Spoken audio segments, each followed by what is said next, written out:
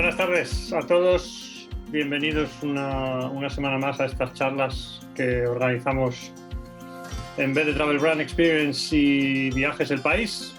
Es un placer, como siempre, daros la bienvenida, saludaros y veros por aquí, porque hay muchos de vosotros que sois fieles oyentes / espectadores, como os gusta llamaros, y sobre todo viajeros. Yo creo que llevamos ya un añito con la tontería con todo el respeto dicho por toda la gente que sufre, pero me refiero sin poder viajar y con estos sucedáneos que suponen nuestras charlas, pero bueno, al menos pasamos un buen rato en compañía de gente siempre fabulosa y de la que yo desde luego no dejo de aprender cada miércoles, cada charla. Para mí es un privilegio porque siempre me voy con muchas cosas en el saco, ¿no?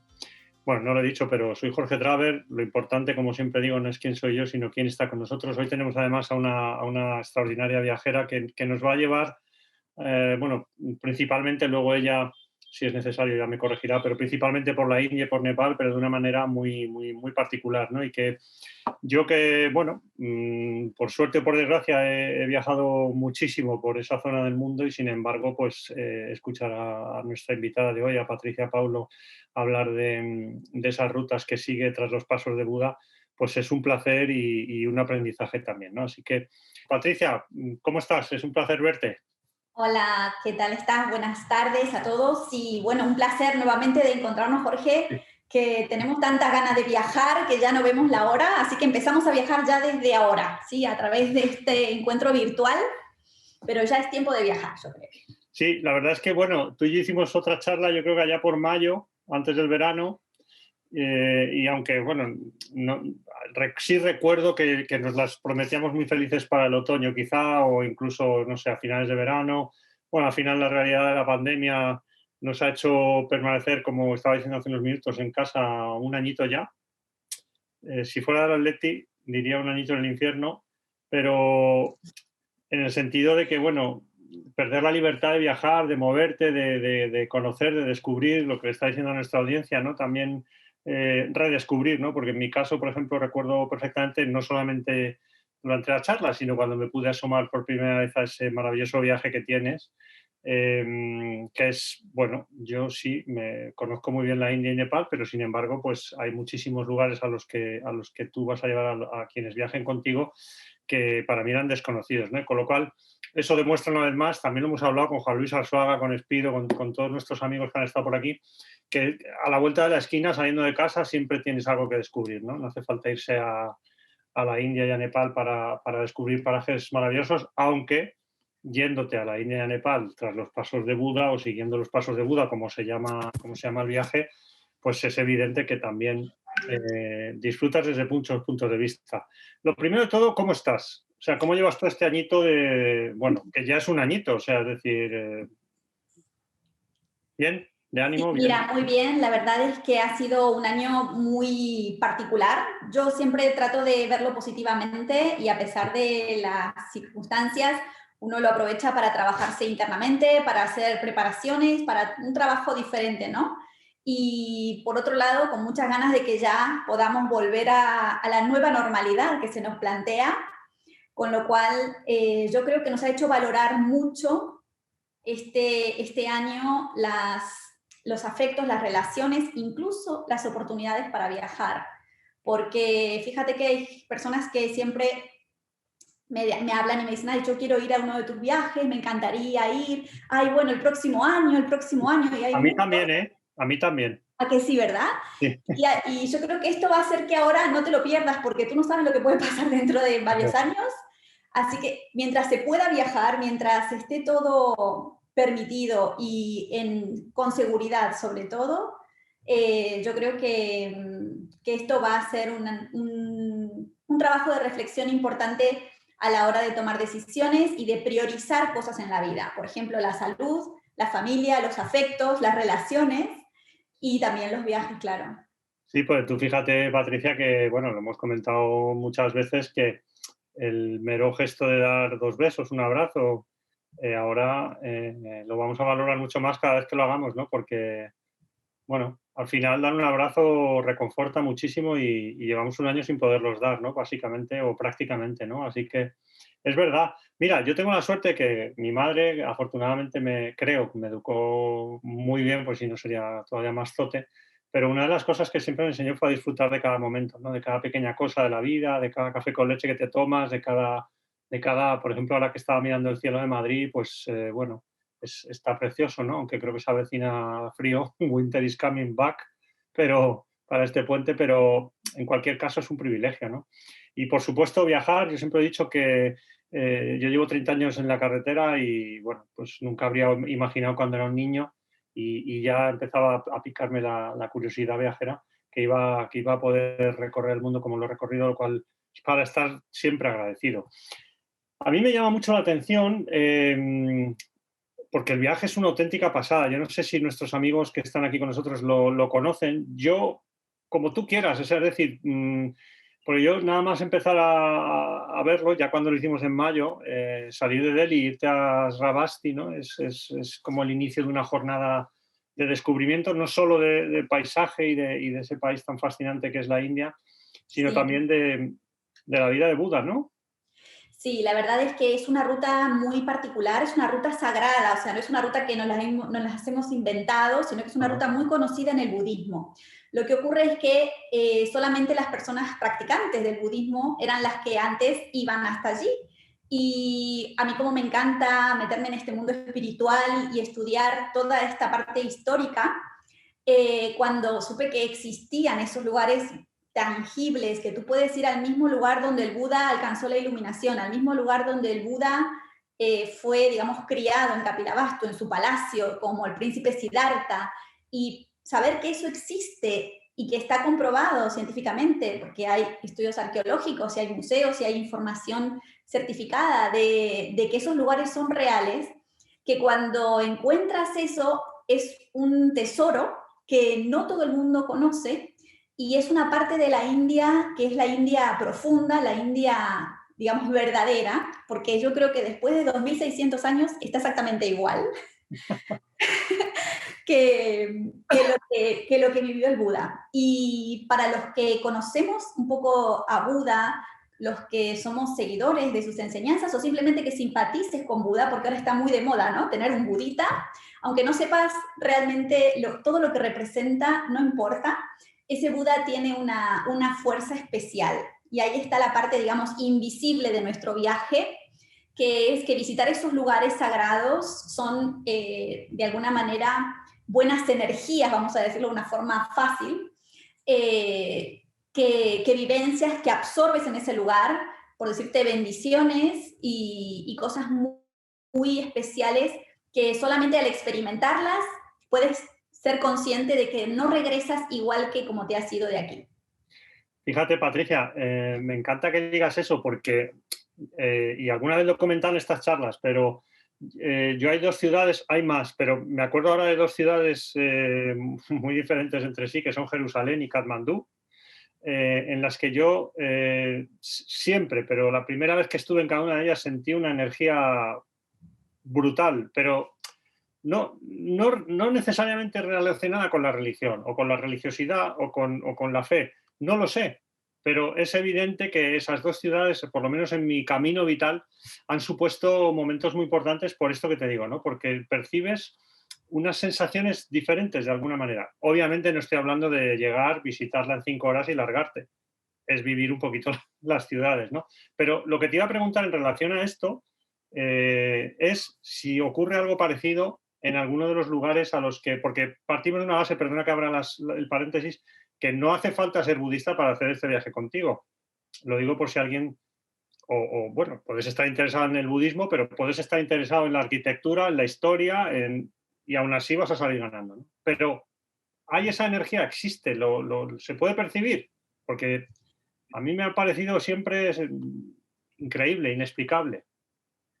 Sí, totalmente. De hecho, cualquier persona que quiera conocer la historia de Buda o simplemente por curiosidad saber cómo es eso que se habla de una historia del príncipe Siddhartha, que muchos habrán leído la historia, Sí. y saber que ese lugar existe y comprobarlo de alguna manera presencialmente, ya eso es algo muy especial. Pero sobre todo, sin hablar de religión, a nivel, como tú dices, de energía, de espiritualidad, hay algo que absorbes, vamos a llamarlo una paz, una armonía, algo que te llevas dentro de ti. Hay algo que se transforma dentro de nosotros en esos viajes y eso es lo más interesante del tipo de viaje que a mí me gusta hacer. Un viaje en el cual, más allá de visitar sitios y ver lugares, es que ese viaje también te sirva para una transformación, un desarrollo personal, para aprender, digamos, a tener una visión quizás más profunda de todas las cosas, inclusive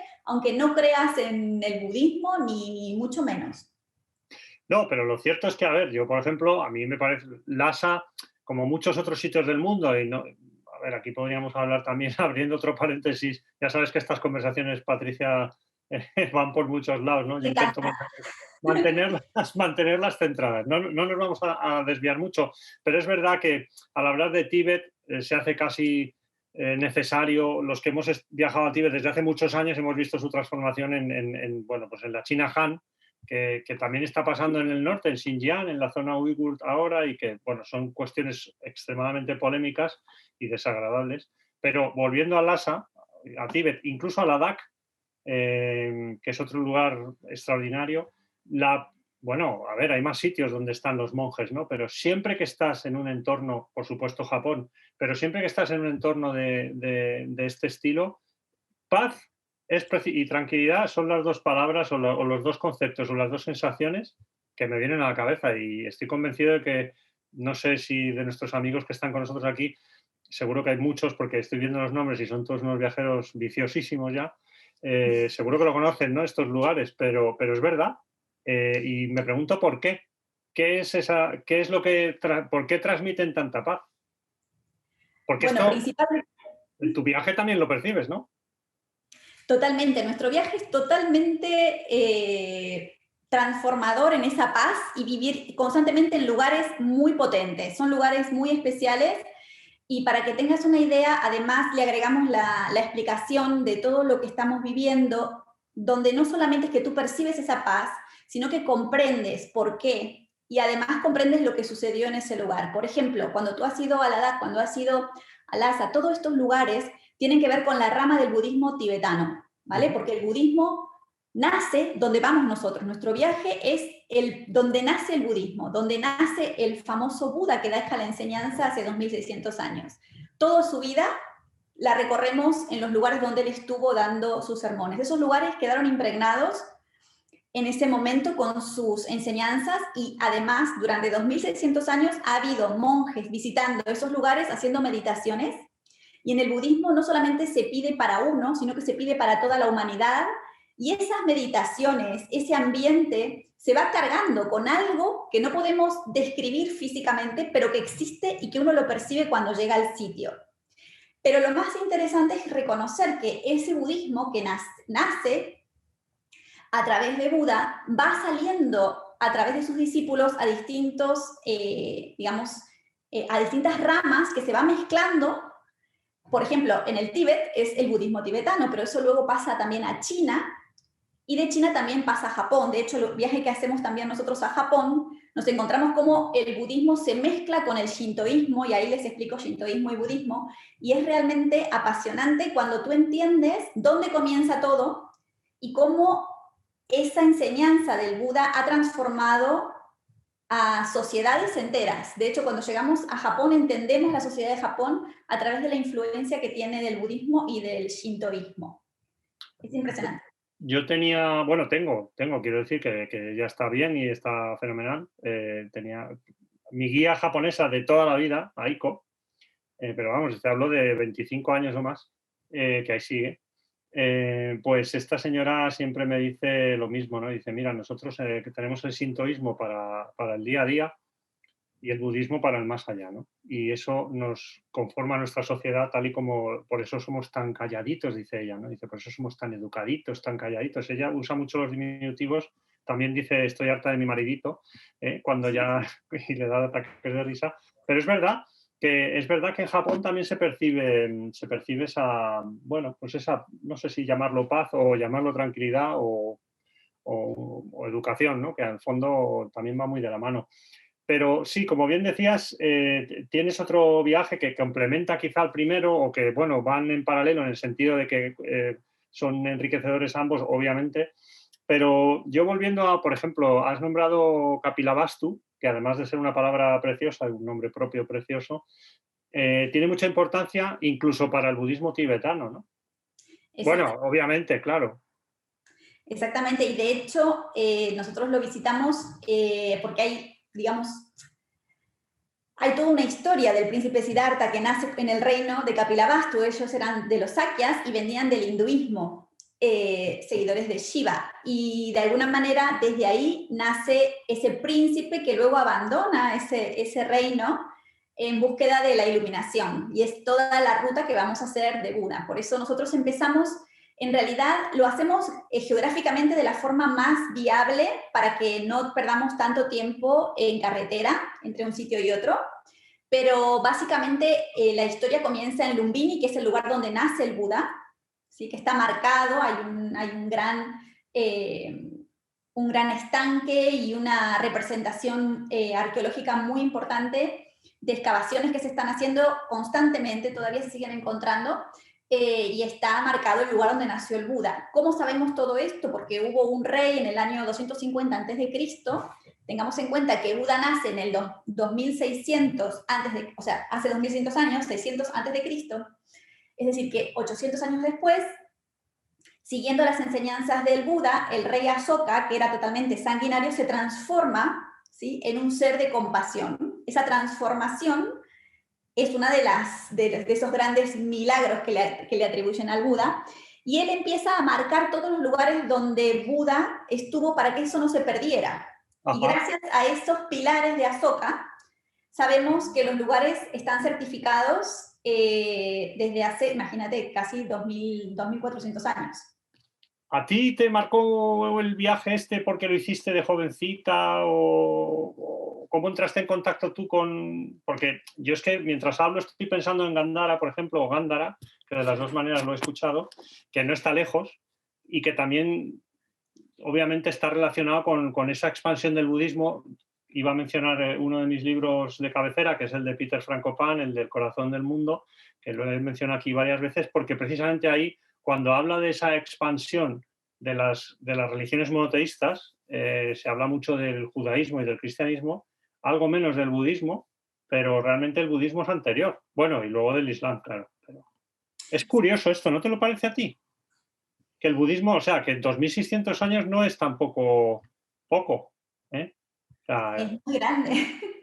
Y lo más gracioso es que en 2600 años, cuando te llega esto y lo empiezas a comprobar por ti mismo, porque ya digo que esto es una experiencia que cada uno la tiene que hacer por sí mismo, y aunque tengas la religión que tengas, sí, el conocimiento sobre Buda tiene algo muy, muy especial de alcanzar esa iluminación, que es el camino a la iluminación, porque Buda no pide devotos, ni pide que lo sigas, sino pide que tú transformes tu forma de pensar, tu forma de ver las cosas de la vida y de actuar, para poder realmente transformar tu vida y alcanzar esa iluminación, que es el estado de perfección del ser humano. Entonces, eso se dio hace 2600 años y muchísimos han llegado a esa iluminación a través de esas enseñanzas. Pero también hubo grandes maestros de la humanidad, y de hecho yo estudio a todos porque me encantan. Y ya te digo, cuando voy a India, estoy siendo prácticamente budista en los lugares de Buda, pero también el grupo, lo que me preguntabas, compartimos todo lo que hay en la India. En la India hay muchísimas religiones, está el hinduismo también, que es anterior a Buda.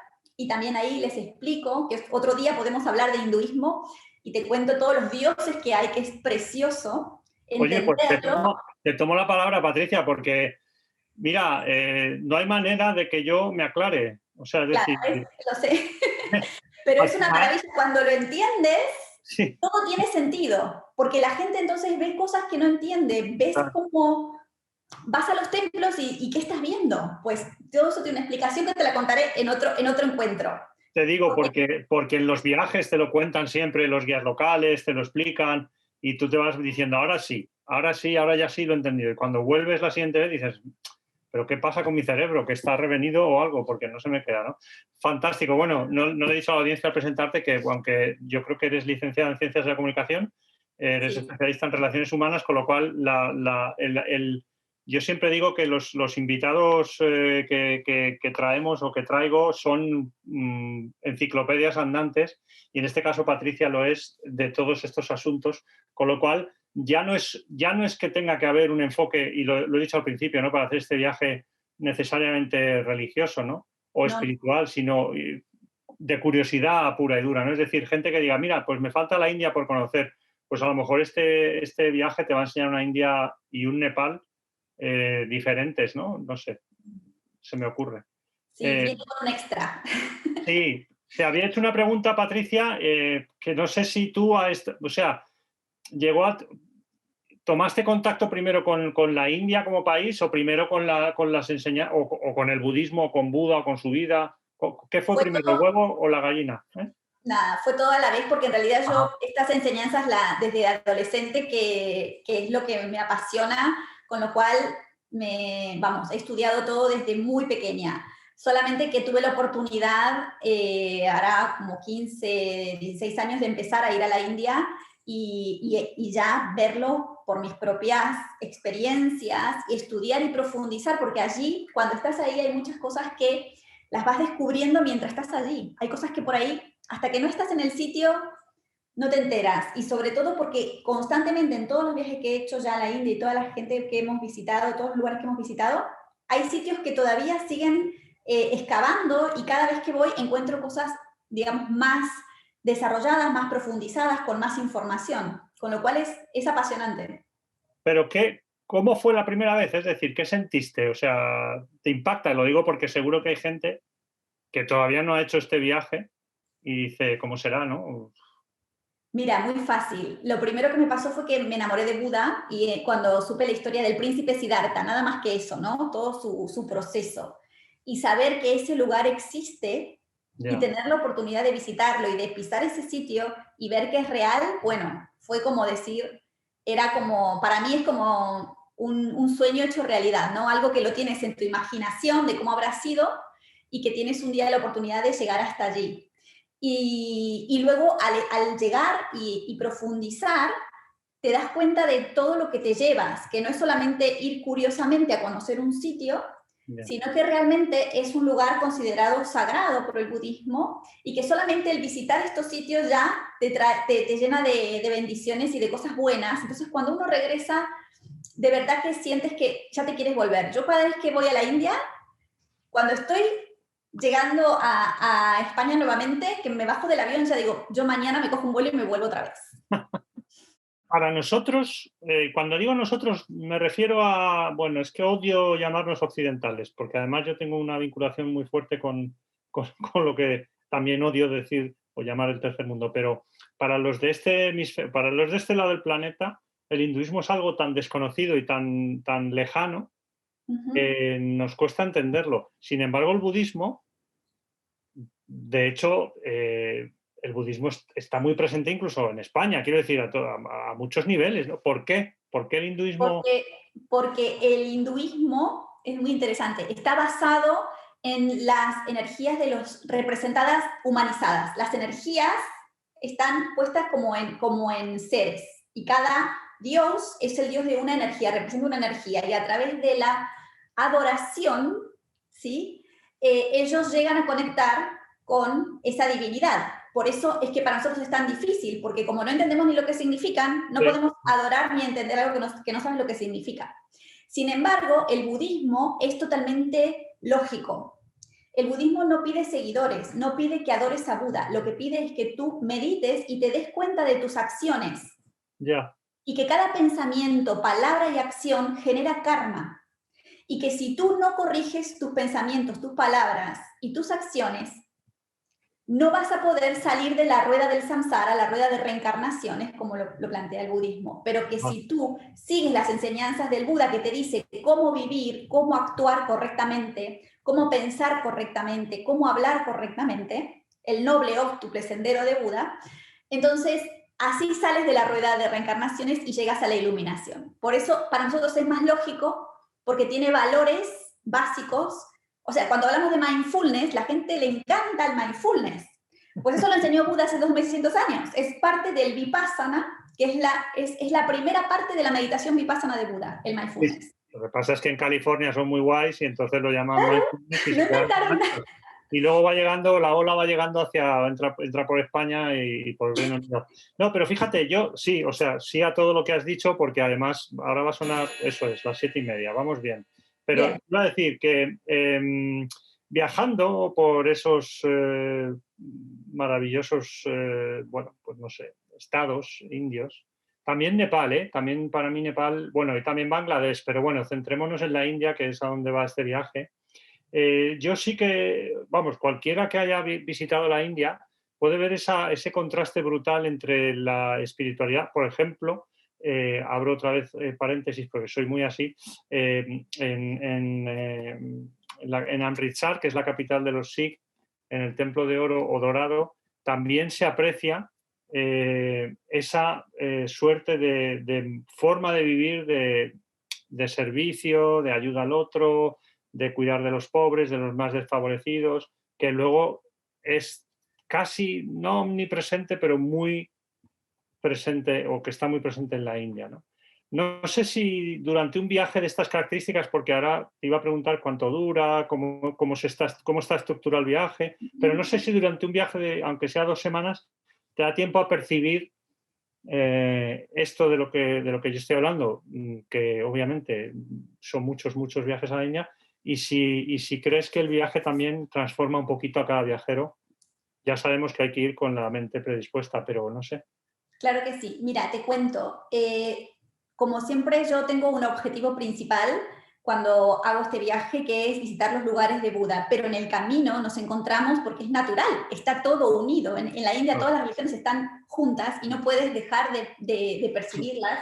Entonces nosotros cuando hacemos este viaje, por ejemplo, y llegamos a Benares, ahí les explico hinduismo, aunque fuimos a ver lo de Buda, les explico hinduismo para que puedan aprovechar y llegamos a entrar con permisos especiales hasta el templo de oro de Shiva, que está prohibida la entrada, pero siempre Shiva nos abre la puerta y nos deja entrar para recibir su bendición, y que puedan experimentar también el Diwali, que es la fiesta de la diosa Lakshmi, también es hindú, que es el festival de las luces, y también lo hacemos en un templo hindú de Vishnu y de Lakshmi. Entonces, yo trato de incorporar eso porque son valores importantes de la India, y también nos encontramos con los Sikhs.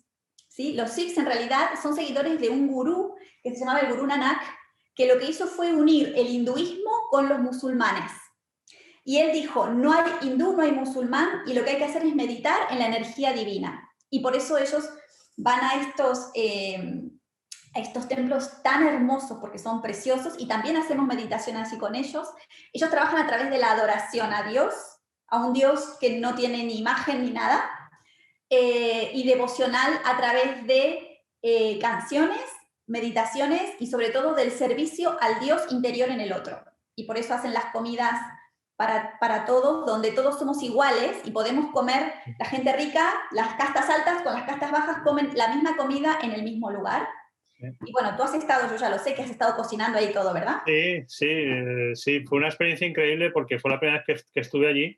Bueno, para empezar, no sé si alguno de nuestros queridos oyentes o espectadores ha estado allí, pero en Amritsar, en el Templo de Oro de los Sikh, te descalzas ya en la calle, o sea, accedes al templo descalzo, pero descalzo sin calcetines, barefoot en inglés, ¿no?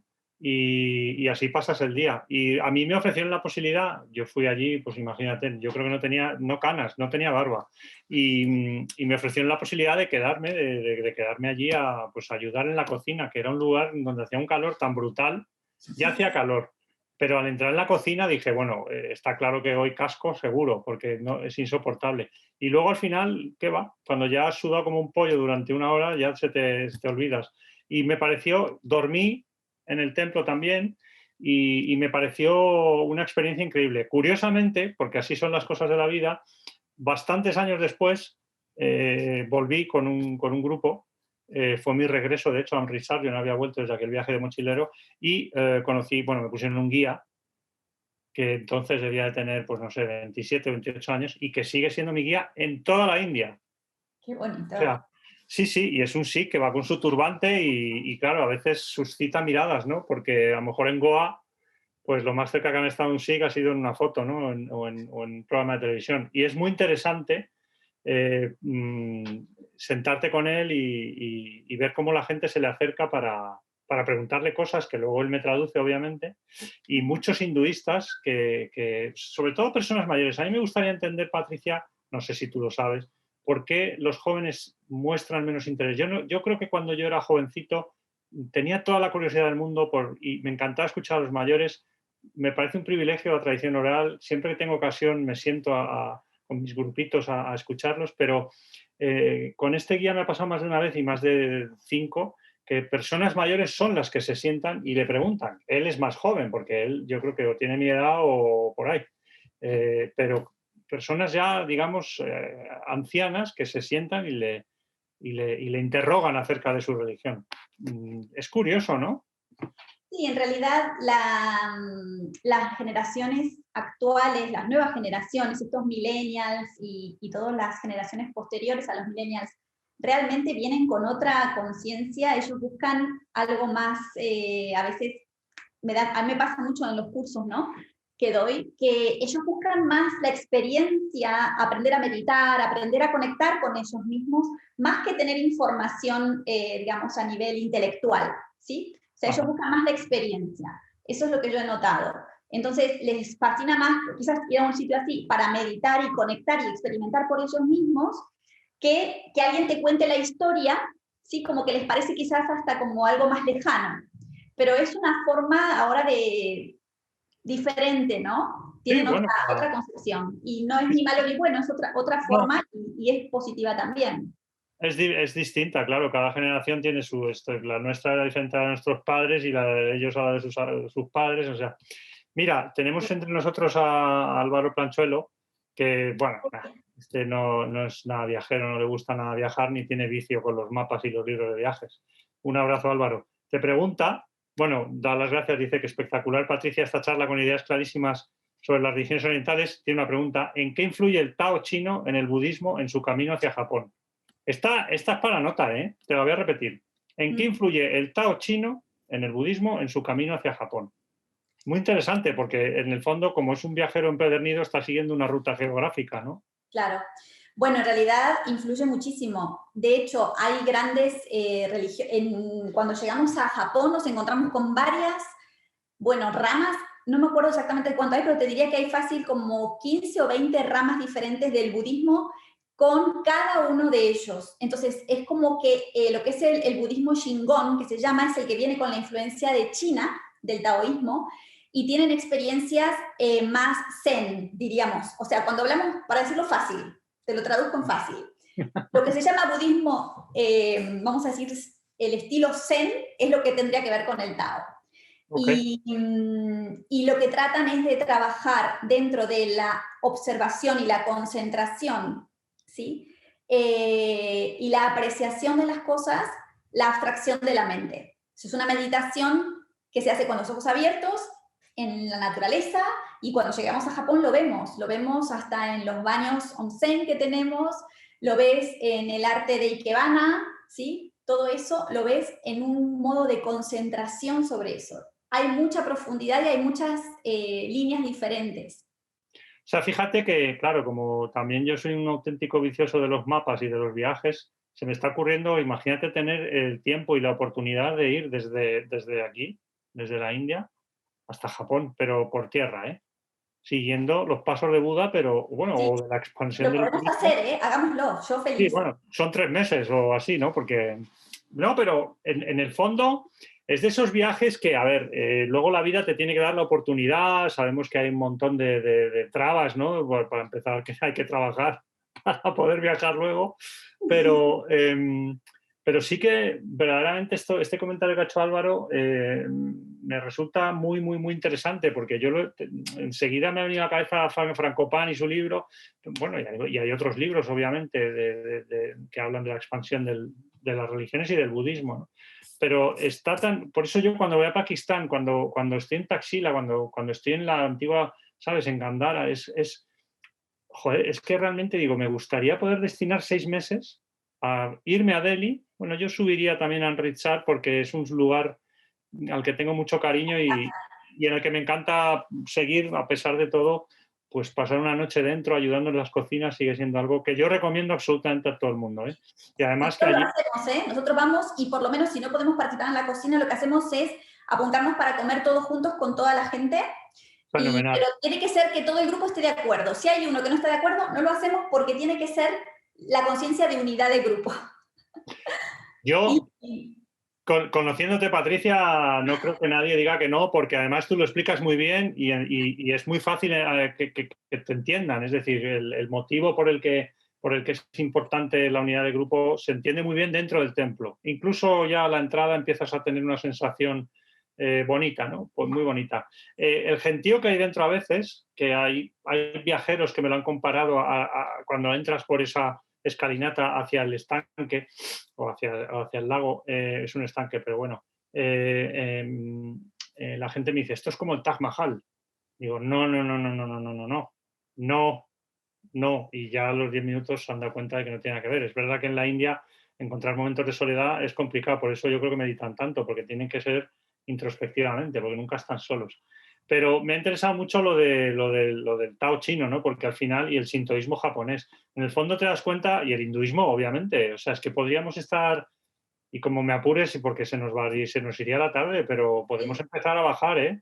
Yo creo que tenemos que empezar a diferenciar lo que vamos a hablar, porque si nos metemos en todas las religiones, tenemos que hacer un encuentro para cada religión. Pero mira, otra cosa que te quería decir rápida es que otro de las religiones que tocamos es el jainismo, que es todos los lugares de Mahavira.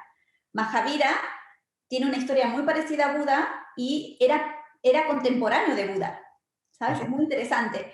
Y nos ha pasado que el día de Diwali, que es el día del Festival de las Luces, coincide con el Nirvana de Mahavira y visitamos también el lugar donde él tuvo el Nirvana. Quiere decir que yo lo que hago es tener como, digamos, objetivo principal recorrer todos los lugares sagrados del budismo, los lugares que es la ruta de Buda, y es una ruta, ya te digo, establecida por el budismo, y en el medio de todo eso ir disfrutando de toda la parte cultural de todas las religiones para que puedan comprender las diferencias. Y a mí me encanta ir a los templos, pero no a nivel de curioso, sino de entender lo que está sucediendo ahí, de por qué adoran y cómo lo hacen, y todo esto es una magia que sucede ahí, que cuando tú no la entiendes lo ves como raro. De hecho, la gente entra y no entiende lo que está pasando. Claro. Pero cuando tienes un poquito más de información y llegas y puedes ser tú un hinduista o un budista o un jainista o un sikh como tú, sí. Eso es maravilloso. Oye, pero bueno, ya hablaremos. No, sí, porque Fernando Martín nos pregunta, bueno, dice que ha efectuado 4 viajes a la India y 1 a Nepal y que le gustaría conocer el itinerario del que estamos hablando, ¿no? Porque... Mira, ¿quieres que te lo diga o quieres que te lo muestre? Lo que prefieras. Lo comparto y os lo muestro. Esta es la ruta, ¿vale? Lumbini, que es el lugar donde Buda nació. Kapilavastu, que es donde digamos, vivió hasta los 30 años más o menos, que fue cuando se va a Dansheswari, que es el lugar donde él entra en meditación, que está a punto de morirse de inanición, porque es una seta, se hace como totalmente, va al extremo de meditar durante 6 años sin comer, sin ingerir nada, y ahí es cuando se da cuenta de que tiene que encontrar el camino del medio.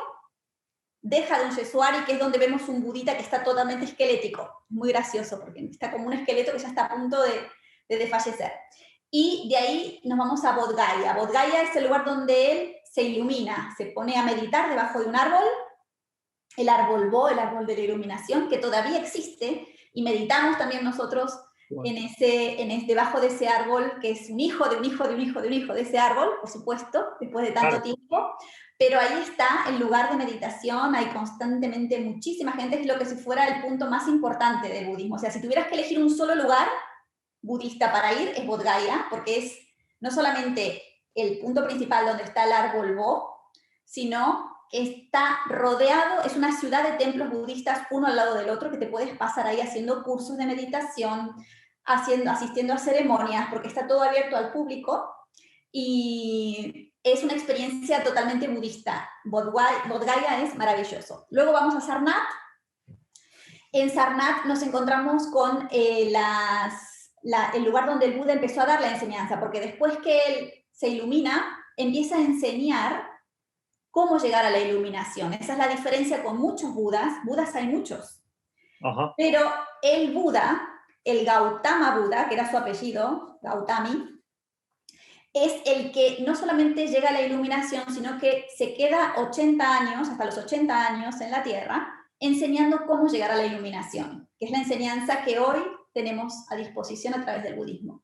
Entonces en Sarnath es donde se pone, digamos, a funcionar la enseñanza, se da por primera vez y empieza, lo que dicen es, a rodar la rueda del Dharma. El Dharma es la enseñanza, y la rueda es la que te saca del karma. O sea, imagínate cuando tú actúas mal y haces karma, es como si la rueda fuera para atrás, generando karma. Y cuando tú empiezas a actuar con esta enseñanza del Buda, empiezas a ir en el sentido de la evolución, ¿sí?, hacia la iluminación, liberándote del karma. Pero ahora que has mencionado la rueda, perdóname, pero es una asociación de ideas burda. No. Todo este itinerario lo hacemos por carretera. Sí, ahora te muestro la ruta, ahora te lo muestro. Te termino de contar. Y ahora te muestro el mapa, ¿dónde están? Vamos también dime, ¿qué? No, a la audiencia, a nuestros amigos. Sí, que está bien que luego vean el mapa para que se hagan una idea geográfica de por dónde entra. Te lo muestro ahora. Total, es lo mismo. Espérate. Mira, este es el mapa, ¿vale? Vale, ok. Entonces tenemos Lumbini, el lugar donde el Buda se iluminó, ¿vale? Nosotros entramos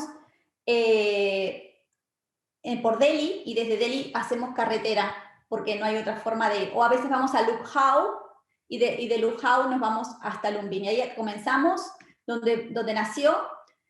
Sravasti era uno de los lugares que viene después de Sarnath. Después que él pone a funcionar la enseñanza, empieza a dar enseñanza en muchas ciudades. Una de estas es en Sravasti, donde se genera le regalan un lugar para hacer como si fuera un monasterio. El primer monasterio budista era donde vivían ellos, y está todo marcado. El lugar donde tenían la meditación, donde tenían hasta la barbería. O sea, cosas muy impresionantes que tú dices, ¿cómo puede ser que esté ahí? Hay un árbol bo chiquito que habían traído para que el Buda lo tuviera también allí. Era donde él pasaba la época de lluvias. Sí, era un lugar muy especial, y de hecho se visita. Y ahí está hasta marcado el lugar que se llama la choza de Buda, que es donde dormía Buda. O sea, está la casa de Buda. Está todo marcado, porque son excavaciones que se hicieron posteriores. Kapilavastu, que es el reino donde él vivía, que ahora son ruinas, por supuesto, y hay un museo muy interesante. En Sarnath, que es lo que te decía, donde dio por primera vez la enseñanza. Kushinagar es donde él entra en el nirvana, ¿sí?, donde da, digamos, ese Buda reclinado que vemos a veces. Sí.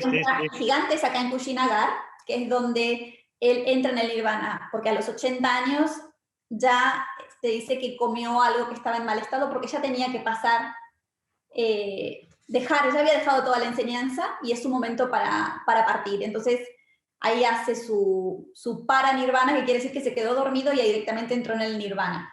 Ok. ¿Sí? Y luego Vaisali, ahora te lo cuento, Vaisali es el lugar que te quería contar especialmente, que es donde él dio el último sermón antes de ir a Kushinagar, ¿sí? Y es un lugar donde él daba, en la época de lluvias, también daba allí muchos sermones. Hay algo muy interesante ahí del Día de la Mujer que te quiero contar ahora, de la orden femenina. Rajir es un lugar en la montaña alta que visitamos, que es donde se reunían ellos antes de ir de tener ese monasterio en Sravasti. Todos lo seguían a Buda, dando sermones a 2.000, 3.000 personas, y la gente no lo quería dejar nunca. Entonces dormían en las cuevas de Rajir, ¿sí? Los discípulos seguidores dormían en esas cuevas, que están marcadas, todas esas cuevas, como lugares sagrados también, y allí lo fueron a visitar desde Sravasti, a decirle que les ofrecían el lugar de Sravasti para que se trasladaran allí, para que tuvieran un lugar para poder enseñar el budismo correctamente. ¿sabes? Y entonces Rajir era un lugar muy especial para Buda, es un lugar con una energía impresionante, tiene una altura bastante importante y una acústica importante también para que diera sus sermones así como desde lo alto, muy interesante. Eso lo Patricia, visitamos, sí. sí, perdona, acaba, termina. Sí. ¿Qué es lo que visitamos eso? También visitamos Bodh Gaya aquí, está Bodh Gaya, que es donde se iluminó, y Nalanda, que es la universidad donde se enseñó el budismo, ¿sí? Casi 250 años después de Cristo todavía estaba la enseñanza muy, muy viva y muchos llegaron a iluminarse, muchos seguidores de Buda se iluminaron en la Universidad de Nalanda. Esta universidad luego con la invasión fue destruida y ya después se fueron distribuyendo, desde después de aquí se fueron para todos los países distintos monjes llevando la enseñanza y ahí fue cuando se fue mezclando lo que te contaba antes, ¿no? Ya, Pasando sí. por estos lugares. Este es nuestro viaje principal y bueno, este es Lumbini, no te voy a mostrar la foto porque se nos va a ir la hora. Sí, no, nos queda ya poquito porque el tiempo vuela, pero no, lo que te iba a preguntar era si la gente necesita estudiar mucho antes de ir o realmente es mejor que vayan con la página en blanco para que tú se la escribas. Yo les voy contando, hay gente que ya está estudiando, que digamos lo que hacemos es profundizar más, y hay gente que va por primera vez sin saber a lo que va, y también ahí lo contamos todo y lo explicamos todo, con lo cual yo les doy mucha preparación y mucha información antes del viaje, durante el viaje, inclusive hay personas que quieren, esto es libre, a veces hacemos por la mañana temprano meditamos, hacemos meditaciones en los lugares también, damos tiempo libre o meditación, según como cada uno quiera, con lo cual hay quien quiere experimentar allí puede hacerlo, y quien quiere irse a sacar fotos o pasear también lo hace. Es muy libre todo, porque la idea es que cada uno tenga su experiencia a su medida, ¿no? Como la quiera vivir. ¿Y qué dura? ¿2 semanas el viaje o...? 17 días son. Ah, Pedrín, vale, La vale. salida que tenemos ahora es el 30 de octubre, Ok. programada. El A ver, 30 de octubre si vamos nos a deja, estar todos vacunados, así que ya no va a haber yo creo problemas. que va a estar ideal para ir. Sí, yo creo que sí. 17 días, entráis por Delhi. Sí, hacemos Delhi, de ahí nos vamos a Lughao, depende del... Y salís por Delhi, ¿no? ¿O no? Salimos o por Benares o por Delhi. Benares, Delhi, vale. ¿Sí? Ah, qué Y chula. hacemos el Festival de las Luces, por eso lo hacemos el 30 de octubre, porque el 14 de noviembre, creo que es el 14 este año, no me acuerdo exacto, pero es el Festival de las Luces de Lakshmi, del hinduismo, y aprovechamos estar ahí en esa fecha también. Yo he estado, o sea, me parece una combinación perfecta de elementos porque el Diwali es algo espectacular de ver, ¿eh? Hay Es muchos... como el año nuevo, es la noche vieja nuestra, es la noche vieja hindú, del Sí, calendario hindú. Entonces sí, es una fiesta. pero que vivirlo allí es muy, no sé, es muy especial. No se te olvida, ¿eh? No se te No, olvida. es Oh, pues muy la verdad especial. es que... Nosotros lo hemos compartido con la gente que estaba con nosotros en el hotel. Ajá, Teníamos gente que eran locales, que estaban con nosotros también. sí. Entonces fue maravilloso porque pudimos hacer las experiencias más naturales, más como lo hacen ellos. No fuimos a su casa, lo hicimos en el hotel, pero hicimos toda la decoración, preparamos todo, hicimos los pasos necesarios para celebrar ese día como todos los hindúes. Ha sido La muy verdad bueno. es que es un viaje que te lo he dicho al principio y se lo he dicho a nuestros amigos oyentes barra espectadores, que a mí algún día me encantaría hacerlo porque creo que, como decía al principio también, aunque conozcas mucho la India, aunque hayas viajado mucho por allí, y Nepal también, Bangladesh, Pakistán, pero es que propones una ruta muy, muy especial y muy diferente. Muy diferente desde el punto de vista no solo, llámalo espiritual, o de aprendizaje, sino también incluso geográficamente. Es decir, porque tú has mencionado algunas de las ruinas que vas a ver, pero por eso te decía lo de estudiar mucho antes de ir, porque creo que el caudal de información que recibes de ti cuando estás allí, pues es bestial. O sea, que a lo mejor, bueno, es fundamental y además siempre lo digo aquí, que hay que traer papel y lápiz y luego a lo mejor verse otra vez la charla, bueno, no por mí, sino por las enseñanzas, pero sí que es cierto que un viaje de estas características te transforma, pero tienes que poner de tu parte, ¿no? Porque solamente en estudiarte los nombres, la trayectoria de Buda y acordarte que es a lo que yo iba, porque con el hinduismo, a mí me lo han explicado bastantes veces, pero el problema no es la semana después de volver, el problema son 8 meses después, cuando has hecho otra serie de viajes y ya te empiezan ahí se te empiezan a mezclar los nombres y los conceptos, ¿no? Así es. Entonces, Y lo que yo hago siempre antes de esos viajes, aprovecho y a todas las personas que quieran, doy cursos ¿sí? donde yo preparo a la gente para ir. Pero bueno, eso Ya, lo hago para el que quiera, o sea, no es que es necesario ni obligatorio, pero lo hago siempre antes del viaje, se aprovecho y preparo a todos y hacemos un repaso completo. Quizás el mes anterior, nos vamos preparando 15 días antes, empezamos a crear digamos, la información para que lo tengan más fresco, sí. Eso lo hacemos. Isabel Fraile dice que vengan a clase, lo dice por la audiencia, que es maravillosa, Patricia. Y justo a continuación, porque además nos quedan nada, unos pocos minutos, Montserrat Verse te pregunta de todos estos lugares donde estuvo Buda, ¿cuál es el más especial para ti y por qué? Bueno, Otra hora, Montserrat, otra hora y media vamos a tener que dedicar a esto porque es una pregunta muy... me viene genial para decirte mi lugar favorito, que no es el de todo el mundo, porque cualquier persona te va a decir que el lugar, si tienes que elegir un solo lugar, uno ¿Sí? solo, sería Bodh Gaya, que es el lugar donde él se iluminó y donde está todo es budista. Y entonces ahí tienes todas las líneas del budismo, o sea, cada línea del budismo que existe tiene ahí un templo creado dedicado a Buda. Por lo tanto, puedes ver el budismo del mundo en Bodh Gaya. ¿Sí? Pues, eso es muy grande.